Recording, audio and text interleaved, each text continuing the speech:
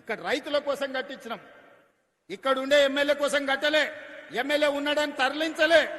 ఇవాళ సిద్దిపేటలో కట్టిన తర్వాతనే నా కొడంగల్కి ఇంకొక పరిశ్రమ ఇయ్యమని మా మంత్రులను నేను అడుగుతున్నా.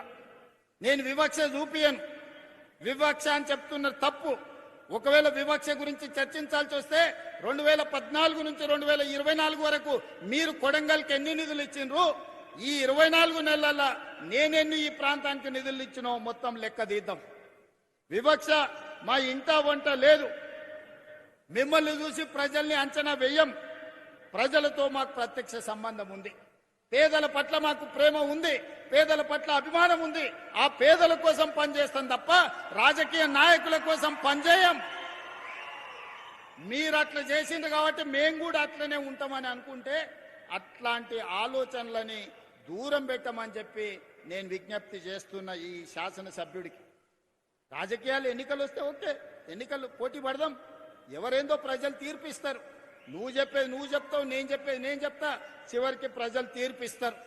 2014, 2018 కూడా మేము పోటీ పడ్డాం. ఆనాడు మీకు ఇచ్చిన అధికారం.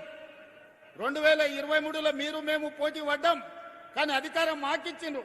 2029లో మళ్ళీ మాకే ఇస్తారు. కాకపోతే ఆ ఎల్లా సిద్దిపేట నుంచి ఎమ్మెల్యేని గెలిపించండి. సిద్దిపేట నుంచి గెలిచిన